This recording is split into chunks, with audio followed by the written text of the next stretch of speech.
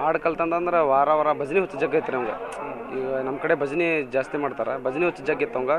ಎಲ್ಲಿ ಭಜನೆ ಇದಾವ ಅಂತಂದ್ರೆ ಕುರಿ ತಪ್ಪಿಸಿ ಅವ್ರ ಅಪ್ಪರ ನಮ್ಮ ಹೊಲ ಕುರಿಗಿರಿ ತರಪ್ತಿದ್ರೆ ಎಲ್ಲಿ ಕುರಿ ನೈಟ್ ಹೊಕ್ಕಿದ ಭಜನೆ ಇರ್ತಿದ್ವಲ್ಲ ತಪ್ಪಿಸಿ ಅವ್ರ ಅಪ್ಪಗೆ ಎಲ್ಲೇ ಮಕ್ಕೋಣ ಅಂತಂದು ಹೇಳಿ ಸುಳ್ಳು ಹೇಳಿ ಹೋಗಿ ಭಜನೆಗೆ ಹೋಗೋದು. ಅಕಸ್ಮಾತ್ ಇಲ್ಲಿ ಭಜನೆಗೆ ಶನಿವಾರ ಹನುಮಪ್ಪಗೆ ಅಂದ್ರೆ ಅವ ಹಾಡು ಅಂದ್ರೆ ಹುಚ್ಚವಂಗ ಫೋನ್ ಅವಾಗ ಕೀಪ್ಯಾಡ್ ಇರ್ತಿದ್ವಲ್ಲ ಫೋನ್ ಕೇಳ್ಕೊಂತ ಅವ್ನು ಕಲಿತು ಸಿಸ್ನಾಳ ಸರಿಪತ್ ಜರ್ವ ಏನು ದೂರ ಇಲ್ಲ, 9 ಕಿಲೋಮೀಟ್ರ್ ಐತಿ ಸಿಸ್ನಾಳ ಸರಿಪತ್ ಜರ್ವರು.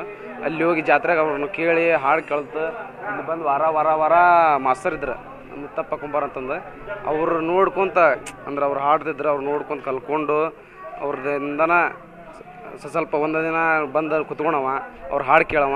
ಆಮೇಲೆ ಹಾಡು ಕಲ್ತ್ಮೇಲೆ ಪೆಟ್ಟಿಗೆ ಕಲ್ತ್ಮೇಲೆ ಹಂಗೆ ಬೆಳ್ಕೊಂತ ಹಿಂಗೆ ಆಡಿಷನ್ ಇತ್ತು ಇಲ್ಲೇ ಸಾವೇರಲ್ಲಿ. ಮತ್ತು ಅವ್ರ ದೋಸ್ತರು ಫೋನ್ ಮಾಡಿ ಹೇಳಿದ್ರು ಹಿಂಗೆ ಆಡಿಷನ್ ಐತಿ ಬಾ ಅಂತಂದು ಹೋಗಿ ಆಡಿಷನ್ ಕೊಟ್ಟು ಅವಾಗಲಿಂದ ಸರಿಗಮ್ಮ ಗೆದ್ಕೊಂಡು ಬಂದು ಹಂಗೆಲ್ಲ ಬಂದ್ಕೊಂಡು ಈಗ ಎಷ್ಟೊಂದು ಸುಮಾರು 6-7 ವರ್ಷ ಆತ ಹೋಗಿ. ಹಂಗಾಗಿತ್ತು ಅಂತಂದ್ರೆ ಅವ್ರಿ ಖುಷಿ ಭಾಳ ಐತ್ರಿ. ಈಗ ಅಷ್ಟಾಗಿತ್ತು ಅಂತಂದ್ರೆ ಅವ್ನು ಹಂಗೆ ಬುದ್ಧಿ ಇತ್ತಂದ್ರೆ ಎಷ್ಟು ಮಟ್ಟ ಬೆಳಿತಿದ್ದಿಲ್ಲ, ಇಷ್ಟು ಜನ ನಂಬ್ತಿದ್ದಿಲ್ಲ. ಯಾಕಂದ್ರೆ ಸೋಷಿಯಲ್ ಮೀಡಿಯಾ ಗೊತ್ತು ಈಗ ಒಂದು ಸ್ವಲ್ಪ ಅವೇನಾರ ತಪ್ಪು ನಡೀತಂದ್ರೆ ಎಲ್ಲಿ ಬೇಕಾದಲ್ಲಿ ಸ್ಪ್ರೆಡ್ ಆಗಿಬಿಡ್ತೈತಿ. ಹಂಗೆ ಮಾಡ್ಕೊಂಡು ಬಂತಂದ್ರೆ 7 ವರ್ಷ ಮಟ್ಟನೂ ಇಲ್ಲಿ ಮಟ್ಟ ಬೆಳಿತಿದ್ದಿಲ್ಲ.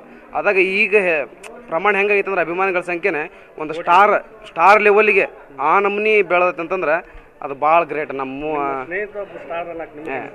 ಸ್ಟಾರ್ಕ ಅಂತ ಹೆಚ್ಚಿನ ಬಟ್ ಈಗ ಭಾಳ ಚರ್ಚೆ ಆಗ್ತಾ ಇರೋದು ಒಂದು ಮದುವೆ ವಿಚಾರ, ಅದ್ರ ಬಗ್ಗೆ ಏನು ಮದುವೆ ಆಕತ್ರಿ? ಅದೇ ಹೇಳಿದಾನಲ್ಲ ಬಿಗ್ ಬಾಸಲ್ಲಿ ಹೇಳಿದಾನ ಮದುವೆ ಆಕತಿ ಇನ್ನೊಂದು 2-3 ತಿಂಗಳಲ್ಲಿ ಆಗ್ಬೋದು. ಏನಾರ ಹೇಳ್ಕೊಂಡಾನ? ಏನಿಲ್ಲ ಹಂಗೇನಿಲ್ಲ. ಮದುವೆ ಬಗ್ಗೆ ಏನು ಹೇಳ್ತೀನಿ? ಮದುವೆ ಮಟ್ಟ ಆಕತಿ ಈಗ ಬಿಗ್ ಬಾಸ್ ಮನೆಯಿಂದ ಬಂದ ಕೂಡಲೇ ಒಂದು 2-3 ತಿಂಗಳಲ್ಲಿ ಆಕತಿ. ಭಾಳ ಖುಷಿ ಅನ್ನಿಸ್ತು. ಖುಷಿ ಅಣ್ಣ ಮಾತಾಡ್ತೀನಿ.